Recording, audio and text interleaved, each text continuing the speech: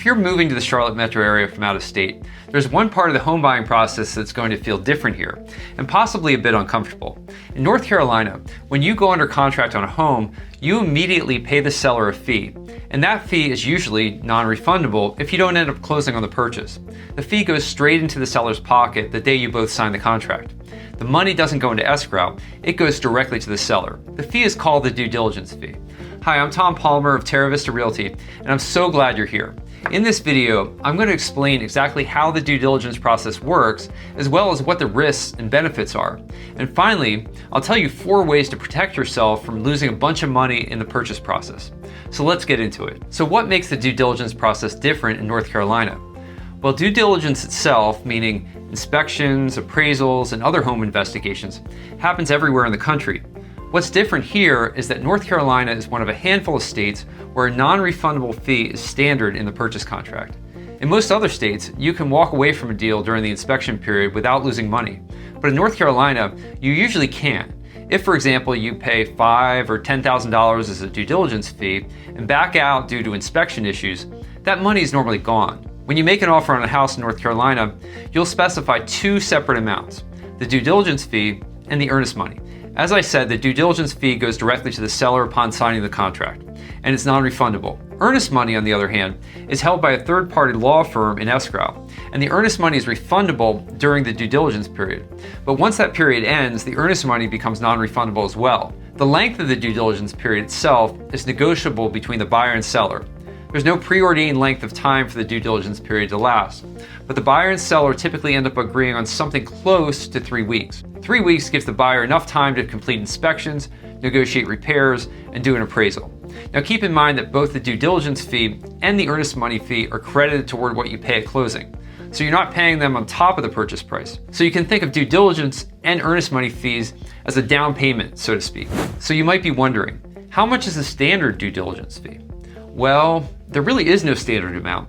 In the boutique realty firm that I own, we've seen transactions with as little as $0 and as much as $250,000 for a due diligence fee. Yes, you heard that right, $250,000. But the reality is that most contracts are written with a due diligence fee specified at something between $1,000 and $20,000. This is still obviously a really big range though. The due diligence fee amount depends mainly on 3 things. Number 1, the price of the home. Number 2, the perceived competitiveness of the buying situation. And number 3, the perceived risk for both the buyer and the seller. Now you might also be wondering, can you still ask for repairs? Well, the answer to that is yes. The size of your due diligence fee doesn't affect your right to request repairs. I've seen many sellers agree to significant repairs even after receiving a due diligence fee of $10,000 or $20,000, but nothing is guaranteed. North Carolina sellers have the ability to refuse any repair request, and the larger the due diligence fee that the buyer pays, the more leverage that the seller has in repair negotiations. Okay, I've talked a lot about risks, but there are 2 real advantages to the system for buyers. First, a strong due diligence fee is a powerful negotiating tool, especially in competitive situations. We've seen sellers choose a bank finance offer over a cash offer specifically because the finance buyer put up a larger due diligence fee. For sellers, sometimes the due diligence fee matters even more than the purchase price itself. Second, North Carolina gives buyers the unilateral right to cancel the contract for any reason or no reason at all during the due diligence period. As a buyer, you don't have to justify canceling the contract. Maybe you found a better house, or your brother-in-law told you the home you wanted to buy was a bad investment, or maybe you just decided to move to the beach instead. The due diligence fee is essentially what the buyer pays for all that flexibility. Oh, and the seller doesn't have the same right to walk away from the deal. By the way, when it comes to the prospect of losing a due diligence fee, the biggest risk for the buyer is usually the outcome of the home inspection. So as a home buyer, how can you reduce your risk? Well, one way is to buy a home built in the last 5 to 10 years. On average, newer homes are less likely to have inspection-related issues. Oh, and if you elect to buy a new construction home, in most cases you won't even need to pay a due diligence fee at all because most builder contracts don't require this. A second strategy to lower your risk is to look at how long it's been since the home you're looking to buy last sold. Let's say, for example, you're buying a 20-year-old home, but it last sold 3 years ago. Well, in that scenario, the home usually will have been inspected and repaired recently as well. In other words, you can try to get a sense for when the home was last inspected and use that information to help you assess the risk level. And then you can let the risk assessment inform your decision on the due diligence amount. A A third strategy is to simply refuse to pay more in due diligence than you feel comfortable with. In other words, you need to trust your gut. If you suspect that serious inspection or appraisal issues are likely to come up in the inspection process, then you need to just be really careful about not paying too much in due diligence. And if the seller insists on a due diligence fee that just seems out of whack, sometimes it's better just to walk away. And a fourth strategy to lower your risk is to work with an experienced real estate agent.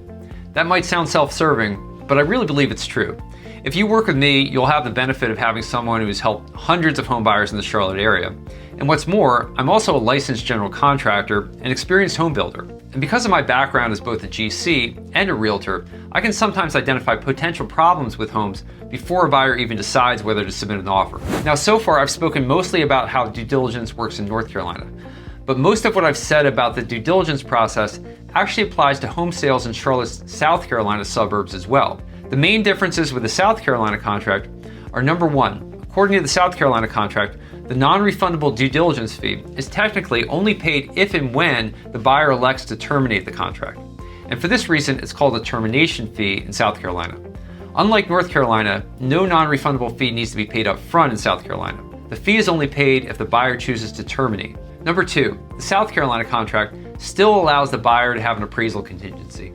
So in other words, if the house doesn't appraise at the contract price, then often the South Carolina buyer doesn't have to pay the termination fee to get out of the purchase. By the way, if you need assistance buying or selling a home in the Charlotte metro area, then I'd love to have the opportunity to help you. You can find my contact information down below. Now here's another video where I walk you through the 8 most common and costly problems Charlotte area buyers miss during showings.